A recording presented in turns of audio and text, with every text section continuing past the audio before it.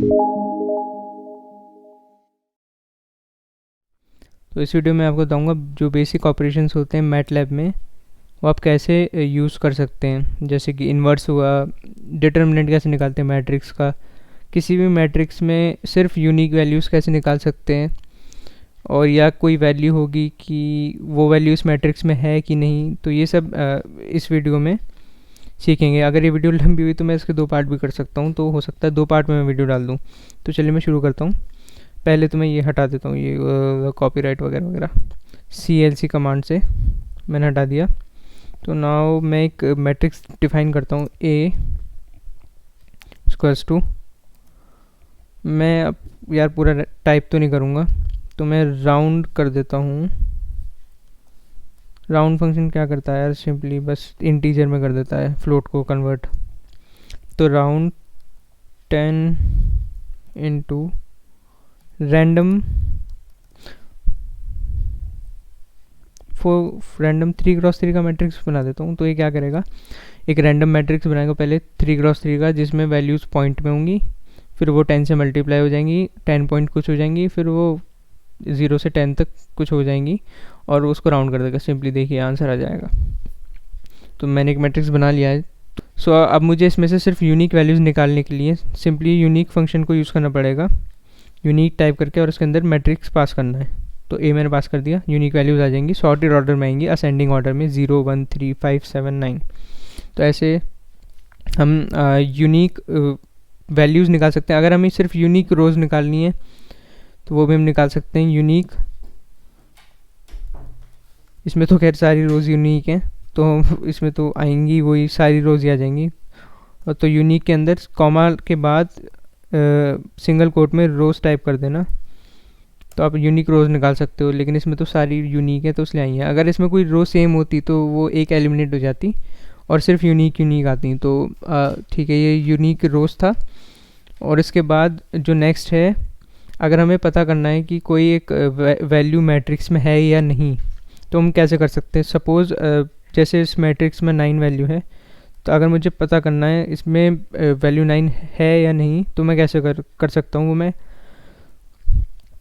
सो ये पता करने के लिए कि गिवन मैट्रिक्स में कोई वैल्यू है या नहीं है, हम इस मेंबर फंक्शन का यूज़ करते हैं। सो इस मेंबर में सिंपली हम पहले वैल्यू पास करते हैं। सपोज़ मैं 9 पास कर देता हूँ, और सेकंड आर्गुमेंट जो होगी इस मेंबर फंक्शन में वो मैट्रिक्स का नाम होगा, तो ए में पास करता हूँ। क्योंकि इसमें 9 है तो मुझे आंसर 1 देगा, अगर 9 नहीं होता तो आंसर 0 देता। देखिए आंसर 1 आया। अगर मैं कोई ऐसी वैल्यू डालूँ जो इसमें नहीं है, जैसे 55, तो आंसर मुझे 0 आएगा। ठीक है, तो मैं एक मैट्रिक्स और बना देता हूँ 3x3 का, उसको नाम देता हूँ B। तो B भी आ गया। सो अब मुझे देखना है कि मैट्रिक्स A और मैट्रिक्स B इक्वल हैं या नहीं। तो वो मैं देख सकता हूँ इज़ इक्वल फंक्शन से, इज़ इक्वल, और उसके अंदर मैं दोनों मैट्रिक्स को पास करता हूँ, A and B, A comma B दोनों क्लियरली इक्वल नहीं है तो आंसर 0 आएगा। अगर इक्वल होते तो आंसर 1 आता। सो पहले मैं इसको क्लियर कर देता हूँ। क्लियर मैंने कर दिया। तो A को मैं लिख देता हूँ यहाँ पे। तो मेरे पास एक A है। तो अब नेक्स्ट जो है, अगर हमें रोज़ एंड कॉलम शिफ्ट करनी है तो उसके लिए हम सर्क शिफ्ट फंक्शन यूज़ करते हैं, सर्क शिफ्ट फंक्शन। और उसके अंदर हम पहली आर्गुमेंट हमारी होती है मैट्रिक्स का नाम, सेकंड उसके बाद स्क्वायर ब्रैकेट्स के अंदर कितनी रोज़ और कितने कॉलम हमें शिफ्ट करने हैं। स्क्वायर ब्रैकेट के अंदर 2 वैल्यूज़ होती हैं, एक पहला जो होता है वो है रो का नंबर, दूसरा होता है कॉलम का नंबर।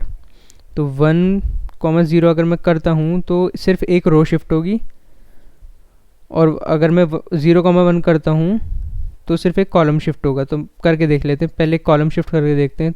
तो अगर मैं एक कॉलम शिफ्ट करूँगा ना, तो 709 वाला कॉलम, हमारा पहला कॉलम, वो राइट की तरफ शिफ्ट हो जाएगा, देखिए। और 353 इधर आ गया, देखिए वही हुआ। अगर हमें सिर्फ एक रो शिफ्ट करनी होती तो 1,0 टाइप करते, क्योंकि एक रो शिफ्ट करनी है, 0 कॉलम शिफ्ट करने, तो 1,0।